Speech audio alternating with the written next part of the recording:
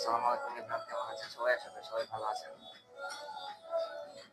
বন্ধু আরিফ আমার কয়েকদিন ধরে বলতেছে যে কোথাও ঘুরতে যাবে, অনেকদিন ধরে। তারপর আমি চিন্তা করলাম যে আচ্ছা ঠিক আছে, শুক্রবার দিন বের হই। তারপর শুক্রবার দিন সকালবেলা বের হলাম। বের হয়ে আমরা মিরপুরের দিকে আসলাম। তারপর বন্ধু আরিফ বললো যে মিরপুরে যেহেতু আসছি তাহলে চিড়িয়াখানা থেকে একটু ঘুরে আসি। তারপর চিড়িয়াখানায় গেলাম, এখানে কিছুক্ষণ ঘোরাঘুরি করে তারপরে বললো যে বন্ধু তো লাঞ্চের সময় হয়েছে, তাহলে চল একটা রেস্টুরেন্টে যে লাঞ্চ করে আসি। আচ্ছা ঠিক আছে। তারপর আমরা আসলাম, মিরপুরে একটা রেস্টুরেন্ট আছে, ভালোই সুন্দর ডেকোরেশন।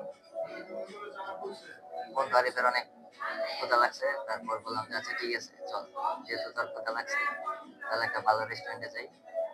অর্ডার করে আসলাম। এখানে বড় ভাই আসছে, আব্দুল আলিম ভাই, বন্ধু আরিফ,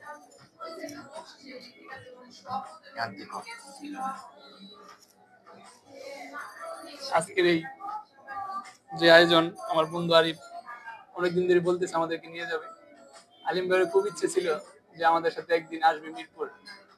তো আপনারা তালিম ভাইয়ের কথা শুনছেনই, চিড়িয়াখানা উনি বক্তব্য দিচ্ছে, আমাদের নামাজের সময় হয়ে গেছিল। তারপর আরিফ বললো আমাদেরকে একটা রেস্টুরেন্টে খাওয়াবে। আমরা আসলাম রেস্টুরেন্টে। রেস্টুরেন্ট অনেক সুন্দর, মনোরম পরিবেশ, চারদিক খোলামেলা আকাশ, উপরে অনেক গরম, তাই আমরা নিচতলায় করছি। আরিফ আজকে আমাদেরকে খাওয়াবার কারণে বিগত 2 সপ্তাহ যাবত আমাদেরকে বলতে চলো বন্ধু একটা ট্যুরে আসি, ট্যুর থেকে ঘুরে আসি। তো আমাদের সময় হচ্ছিল না, আজকে হঠাৎ করে অফিসটা বন্ধ। তো এই কারণে আরিফ ভাইকে নিয়ে আমরা চলে আসলাম এই মিরপুর। মিরপুরে আসার পরে আরিফ এক্সাইটেড, আমাদেরকে কি রেখে কি আরিফ কি খাওয়াইবো, কোন জায়গায় নিয়ে যাবো আমাদেরকে। আরিফের কথা আর কি বলবো, বড় ভাইকে এত পছন্দ করে আরিফ যে আরিফের কথা আর বলেন, আমাদেরকে এত পছন্দ করে। অনেকেই যারা বলেন যে আরিফ আমাদেরকে খাওয়াই খাওয়াই, আমরা আরিফকে ধরে ধরে খাই। আসলে এই বিষয়ে যদি আরিফের বক্তব্য আমরা কিছু শুনি, এই বিষয়ে যদি আরিফ যদি কিছু বলতো যে আমরা কি আরিফকে ধরে খাওয়াই, আরিফ আমাদেরকে খাওয়াই ইচ্ছে কিন্তু হবে। বলো আরিফ, বলো। বলবো।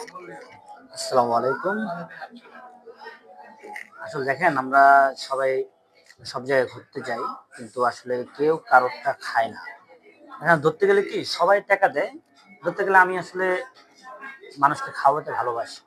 এখন কেউ যদি বলে যে এটা খাওয়াইলে আরে পোকা বা অন্য কিছু, তবে এটা ভুল ধারণা। কারণ আমরা ফ্রেন্ড সার্কেলটা খাচ্ছি, এটা মনের বিষয়। আসলে সবার মন তো আর একরকম না। কেউ হয়তো 30-40 হাজার টাকা রুজি করে বা ইনকাম করে, তারপরে তার কিন্তু খরচ